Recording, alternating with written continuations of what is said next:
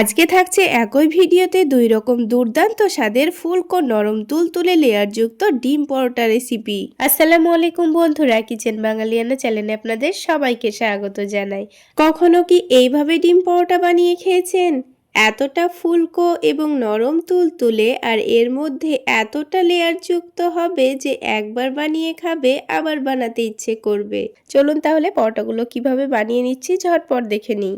পরোটাগুলো বানানোর জন্য সবার প্রথমে 2 কাপ পরিমাণ ময়দা নিয়ে নিচ্ছি।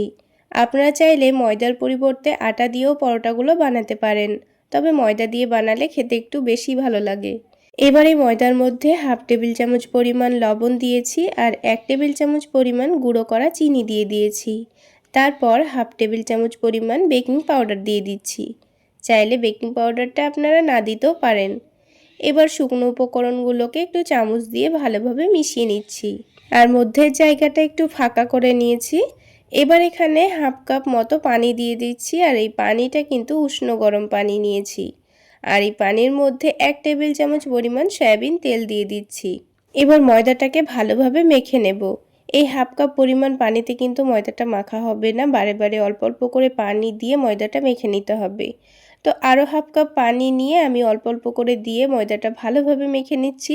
পানির পরিমাণটা কিন্তু বুঝে নিয়ে দিয়ে দিতে হবে, তা না হলে ময়দাটা কিন্তু অনেকটাই নরম হয়ে যেতে পারে। তো বেকিং পাউডার দেওয়ার কারণে কিন্তু ময়দাটা হাতের মধ্যে লেগে লেগে আসছিল বলে সামান্য পরিমাণ শুকনো ময়দা ছড়িয়ে দিয়ে এবার এটাকে ভালোভাবে মেখে নিচ্ছি। এইভাবে মেখে নেওয়ার পর এবার এই ডোটাকে আমি 10 মিনিটের জন্য রেস্টে রেখে দেব। 10 মিনিটের মধ্যেই কিন্তু ডোটা অনেকটাই স্মুথ তৈরি হয়ে যাবে। তো দেখুন ডোটা কিন্তু 10 মিনিট পর আবারও একটু ভালোভাবে মেখে নিচ্ছি, আর আগের থেকে ডোটা কিন্তু অনেকটাই সফট হয়ে গেছে। এবার এই ডোটাকে আবার একটু হাত দিয়ে ভালোভাবে মেখে নেব। তো দেখুন ডোটা কিন্তু অনেকটাই স্মুথ তৈরি হয়ে গেছে। এবার এই ডোটা থেকে নিজেদের পছন্দ মতো কয়েকটা লেচি কেটে নেব। তার আগে অল্প করে একটু ময়দা ছড়িয়ে দিচ্ছি, কারণ লেচিটা কাটার সময় কিন্তু হাতের মধ্যে লেগে যেতে পারে। তো সেই জন্য অল্প করে একটু ময়দা ছড়িয়ে দিয়েছি। তো পরোটা যত বড় করে বানাতে চাচ্ছেন সেই অনুযায়ী লেচিগুলো কেটে নেবেন। তো আমি একটু বড় বড় করে পরোটাগুলো তৈরি করে নেব, তাই একটু বড় করে লেচিগুলো কেটে নিয়েছি। এবার লেচিগুলোকে হাতের তালুতে একটু ভালোভাবে ঘুরিয়ে ঘুরিয়ে লই তৈরি করে নেব। দেখুন একটা একটা করে কিন্তু আমি সবগুলো লই তৈরি করে নিয়েছি। এবার এই লইগুলোকে আমি এক সাইডে রেখে দিচ্ছি, আর আলাদা একটা ছোট প্লেটের মধ্যে 2 চামচ মতো কর্নফ্লাওয়ার নিয়ে নিচ্ছি। তবে আপনাদের হাতের কাছে কর্নফ্লাওয়ার না থাকলে এখানে ময়দাও নিতে পারেন। আর 4 টেবিল চামচ পরিমাণ সয়াবিন তেল দিয়ে দিয়েছি। এবার সব কিছু একসঙ্গে ভালোভাবে মিশিয়ে নিয়েছি। তো এইভাবে একটা পাতলা ব্যাটার রেডি করে রাখতে হবে। এবার আমি একটা একটা করে রুটিগুলো বেলে নেব। তো প্রথমে যে লইটা তৈরি করেছিলাম সেটা বেলে নেব। তো অল্প করে একটু ময়দা ছড়িয়ে দিয়ে পাতলা করে রুটিটা বেলে নিতে হবে। যতটা সম্ভব পাতলা করে বেলার ততটা পাতলা করে বেলবেন, তাহলে কিন্তু লেয়ারগুলো খুব সুন্দর পাতলা পাতলা তৈরি হবে। তো দেখুন বড় করে আর অনেকটা পাতলা করে আমি রুটিটা বেলে নিয়েছি। এবার খুব সুন্দর লেয়ার দেওয়ার জন্য আমি রুটিটা নিচের দিকটা আর ওপরের দিকটা সমানভাবে কেটে নিচ্ছি। ঠিক একইভাবে এই সাইডটাকেও কেটে নিচ্ছি। তো এইভাবে করে আমি 8 ভাগে ভাগ করে নেব। দেখুন আমি কিন্তু সমান সমান করে 8 ভাগে ভাগ করে নিয়েছি। এবার কর্নফ্লাওয়ারের মিশ্রণটা রুটির মধ্যে ভালোভাবে লাগিয়ে দেব। তো প্রথমেই যদি আপনারা রুটিটা কাটার আগে লাগিয়ে নেন তাও কিন্তু হবে, তো আমি পরে লাগিয়ে নিয়েছি। এবার ওপর থেকে শুকনো ময়দা ছড়িয়ে দেব। এভাবে শুকনো ময়দা ছড়িয়ে দিলে লেয়ারগুলো কিন্তু খুব সুন্দর খুলে খুলে আসবে। তো এবার একটার উপর একটা লেয়ারগুলোকে এভাবে রেখে ভাঁজ করে নিচ্ছি। সবগুলো ঠিক একইভাবে করে নিয়েছি, আপনারা দেখে নিশ্চয়ই বুঝতে পারছেন। তারপর হাত দিয়ে একটু চেপে দিচ্ছি। এবার এটাকে আগের মতো করেই কিন্তু লই তৈরি করে নেব। তো দেখুন একটা কিন্তু লই আমাদের রেডি করা হয়ে গেল। এইভাবে লইটাকে রেডি করে নেওয়ার পর সাথে সাথে পরোটাটা কিন্তু বেলা যাবে না, তা না হলে কিন্তু লেয়ারগুলো ফেটে যেতে পারে, পরোটাটা কিন্তু খুব সুন্দরভাবে তৈরিও হবে না। তো এবার এই লইটাকে রেখে দিয়ে বাকি যে লইগুলো রেডি করা আছে সেগুলো থেকেও ঠিক একইভাবে আমি লই তৈরি করে রেডি করে রাখবো। তো পরোটা তৈরি করার জন্য সবগুলো লই কিন্তু আমার রেডি করা হয়ে গেছে। এবার এগুলোকে আমি 5 মিনিটের মতো রেস্টে রাখবো। ততক্ষণে এদিকে 3টা ডিম ভেঙে নেব। তো আলাদা একটা বাটির মধ্যে আমি 3টা ডিম ভেঙে নিচ্ছি। এখানে 6টা পরোটার জন্য আমি 3টা ডিম নিয়েছি, তবে আপনারা ডিমের পরিমাণটা কম বেশি করে নিতে পারেন। এবার এই ডিমের মধ্যে অল্প একটু পেঁয়াজ কুচি দিয়ে দিচ্ছি। এখানে 2 টেবিল চামচ মতো পেঁয়াজ কুচি দিয়ে দিয়েছি। ঝালের জন্য কাঁচামরিচ কুচি দিয়ে দিচ্ছি আর একটু বেশি পরিমাণে ধনেপাতা কুচি দিয়ে দিচ্ছি। ধনেপাতা দিলে পরোটাগুলো খেতে ভীষণ ভালো লাগবে। তারপর স্বাদমতো লবণ দিয়ে দিয়েছি আর এর টেস্টটা একটু বাড়িয়ে নেওয়ার জন্য একটু করে চাট মশলা দিয়ে দিয়েছি। এখানে আর কোনো মশলা দেওয়ার দরকার নেই, এবার সব কিছু একটু ভালোভাবে মিশিয়ে নিচ্ছি। তো দেখুন ডিমের মিশ্রণ কিন্তু আমাদের রেডি করা হয়ে গেছে আর এইদিকে লইগুলোও কিন্তু 5 মিনিট মতো রেস্টে রাখা হয়ে গেছে। তো প্রথমে যে লইটা আমি রেডি করে রেখেছিলাম সেটাকেই প্রথমে পরোটা বেলে নেব। তো এখন পরোটাটা বেলার জন্য আমি কোনো রকম তেল বা ময়দা ব্যবহার করছি না। দেখবেন খুব সহজেই কিন্তু পরোটাটা বড় হয়ে যাচ্ছে, কোনো রকম অসুবিধা হবে না। তবে আপনারা চাইলে অল্প একটু তেল বা ময়দা দিয়ে বেলে নিতে পারেন। তো একটু বড় করে হালকা একটু মোটা রেখে পরোটাটা বেলে নিয়েছি। তারপর প্যানের মধ্যে 1 টেবিল চামচ পরিমাণ তেল নিয়েছি, তেলের অর্ধেকটা পরিমাণ তেল দিয়েছি। আর এই পরোটাগুলো ভাজতে কিন্তু খুব বেশি তেলেরও প্রয়োজন হয় না, খুবই অল্প তেলে ভাজা হয়ে যায়। তো পরোটাটা দেওয়ার পর হালকা একটু ভাজা হলে আমি উল্টে দিয়েছি। তারপর পরোটার মধ্যে আমি 3 থেকে 4 টেবিল চামচ পরিমাণ ডিমের মিশ্রণটা দিয়ে দিয়েছি। তারপর চামচ দিয়ে পুরো ডিমটাকে পরোটার চারিদিকে ছড়িয়ে দিচ্ছি। তো ভালোভাবে ছড়িয়ে দেওয়ার পর বাকি যেইটুকু তেল ছিল সেটাকেও প্যানের চারিদিকে ভালোভাবে ছড়িয়ে দিচ্ছি। টোটাল আমি এই পরোটাটা ভাজতে 1 টেবিল চামচ পরিমাণ তেলের ব্যবহার করেছি। এবার উল্টে দেওয়ার পর ঠিক একইভাবে আবারও কয়েক চামচ ডিমের মিশ্রণ নিয়ে এর পরোটার চারিদিকে ভালোভাবে ছড়িয়ে দিচ্ছি। খুবই অল্প ডিমেই কিন্তু পরোটাগুলো ভাজা হয়ে যায়। এবার একদিকটা হলে আবারও উল্টে দিচ্ছি। এইভাবে উল্টে পাল্টে কিছুক্ষণের মধ্যেই দেখবেন পরোটাটা কিন্তু খুব সুন্দর ফুলে উঠছে। আর একটু সময় নিয়ে ভেজে নিলে দেখবেন ভেতর পর্যন্ত খুব সুন্দর ভাজা ভাজাও হবে আর পরোটাগুলো কিন্তু খুব সুন্দর ফুলকোও তৈরি হবে। দেখুন পরোটাটা কিন্তু খুব সুন্দর ফুলেও উঠেছে আর খুব সুন্দর কালারও চলে এসছে। এবার পরোটাটাকে তুলে নিচ্ছি। তো আপনাদের বোঝার সুবিধার জন্য আমি আপনাদের আরও একটি পরোটা তৈরি করে দেখিয়ে দিচ্ছি। আবারও ঠিক 1 চামচ মতো তেল নিয়েছি, অল্প একটু তেল দিয়ে পরোটাটা হালকা করে সেঁকে তুলে নিয়েছি। তারপর ওপর থেকে ডিমের মিশ্রণটা চারিদিকে ভালোভাবে ছড়িয়ে দিচ্ছি। তারপর ওই বাকি তেলটুকু আমি চারিদিকে ছড়িয়ে দিয়ে এটাকে উল্টে দিয়েছি। আবারও ওপর থেকে ডিমের মিশ্রণটা ভালোভাবে পরোটার চারিদিকে ছড়িয়ে দিতে হবে। তারপর ঠিক একইভাবে এটাকে উল্টে দিচ্ছি। আর বন্ধুরা এই পরোটাগুলো কিন্তু গ্যাসের ফ্লেমটা মিডিয়াম টু লোতে রেখে ভেজে নেবেন, তা না হলে পরোটার ওপরের ডিমটা পুড়ে যাবে কিন্তু পরোটাটার ভেতর কাঁচাই থেকে যাবে। তো একটু সময় নিয়ে ভেজে নিলেই কিন্তু পরোটাগুলো খুব সুন্দর ভাজা ভাজাও হবে, আবার ফুলকোও তৈরি হবে। তো দেখুন আরও একটি পরোটা কিন্তু ফুলকো তৈরি হয়েছে। সবগুলো পরোটাই কিন্তু এইরকমভাবেই ফুলবে। তাহলে বন্ধুরা আজকের এই ডিম পরোটা রেসিপি আপনাদের কেমন লাগলো অবশ্যই কমেন্ট করে জানাবেন। আর ভালো লাগলে একটা লাইক শেয়ার করে দেবেন।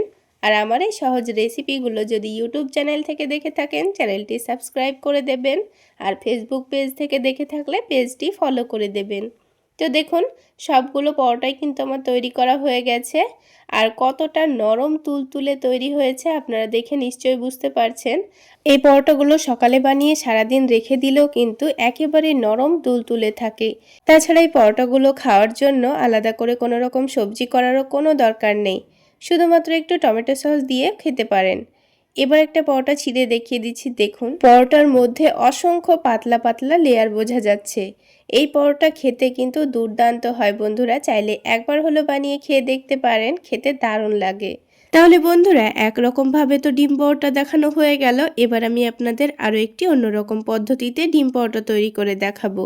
আমি জানি আজকের ডিম পরোটা রেসিপিটাও আপনাদের খুবই পছন্দ হবে, কারণ যতবারই ডিম পরোটা রেসিপি শেয়ার করেছি ততবারই কিন্তু আপনাদের খুবই পছন্দ হয়েছে। তাছাড়া আমার আফরিন মেঘনাও কিন্তু ডিম পরোটাটা খেতে খুবই ভালোবাসে আর সেই জন্য আমি মাঝে মধ্যেই বানিয়ে থাকি। তো পরোটাগুলো বানানোর জন্য আমি এখানে 1 কাপ পরিমাণ ময়দা নিয়ে নিয়েছি, তার মধ্যে সামান্য পরিমাণ লবণ দিয়েছি আর হাফ টেবিল চামচ মতো গুঁড়ো করা চিনি দিয়েছি। প্রথমেই শুকনো উপকরণগুলোকে মিশিয়ে নিচ্ছি, তারপর ডোটা মেখে নিতে হবে। আর বন্ধুরা আপনারা যদি পরোটাগুলো আটা দিয়ে বানাতে চাচ্ছেন তাও কিন্তু হবে। আর এই ডোটা তৈরি করার সময় কিন্তু বারে বারে অল্প অল্প করে পানি দিয়ে ডোটা মেখে নিতে হবে। একেবারে পানি দিয়ে ফেললে আবার ডোটা অনেকটাই নরম হয়ে যেতে পারে, তাই বারে বারে অল্প অল্প করে পানি দিয়ে ডোটা মেখে নেওয়াই ভালো। তো ডোটাকে কিছুক্ষণ ভালোভাবে মেখে নিয়েছি, তারপর এই ডোটাকে আমি ঢাকনা দিয়ে ঢেকে অন্তত 5 মিনিট মতো রেস্টে রাখবো। আর যদি হাতে সময় থাকে তাহলে 10 থেকে 15 মিনিট মতো রেস্টে রেখে দেবেন। তো ডোটা আমি এখন ঢেকে রেখে দিচ্ছি। আর অন্যদিকে একটা ছড়ানো প্লেটের মধ্যে আমি 2টো ডিম ভেঙে নেব। যেহেতু পরোটাগুলো আমি খুবই অল্প পরিমাণে তৈরি করছি, তাই এখানে 2টো ডিমই নিয়েছি। আর যদি পরোটার পরিমাণটা বেশি থাকে তাহলে ডিমগুলো কিন্তু বাড়িয়ে নিতে হবে। এবার এই ডিমের মধ্যে ঘরোয়া কিছু সাধারণ মশলাই দিয়ে দেব। যেমন প্রথমে পেঁয়াজ কুচি দিয়েছি, কাঁচামরিচ কুচি দিয়েছি, ধনেপাতা কুচি দিয়েছি, স্বাদ মতো লবণ, অল্প একটু হলুদের গুঁড়ো, ভাজা জিরে গুঁড়ো আর চাট মশলা দিয়ে দিয়েছি। এবার এই ডিমটাকে ভালোভাবে ফেটিয়ে নেব। তো দেখুন ডিমটা কিন্তু খুব সুন্দর করে মিশিয়ে নিয়েছি। তারপরে ডিমের মিশ্রণটাকে আমি সাইডে রেখে দিচ্ছি। আর এদিকে ডোটা কিন্তু 5 মিনিট মতো রেস্টে রাখা হয়ে গেছে। তো ডোটা দেখুন আগের থেকে অনেকটাই নরম হয়ে গেছে। তো ডোটাকে আবার একটু ভালোভাবে মেখে নিচ্ছি। একটু মেখে নিলেই ডোটা আগের থেকে কিন্তু আরও অনেকটাই সফট হয়ে যায়। এবার এই ডোটা থেকে মিডিয়াম সাইজে 4টা মতো লেচি কেটে নিচ্ছি। যেহেতু আমি 1 কাপ পরিমাণ ময়দা নিয়েছি, তাই এখানে 4টা মতোই পরোটা তৈরি করে নেব।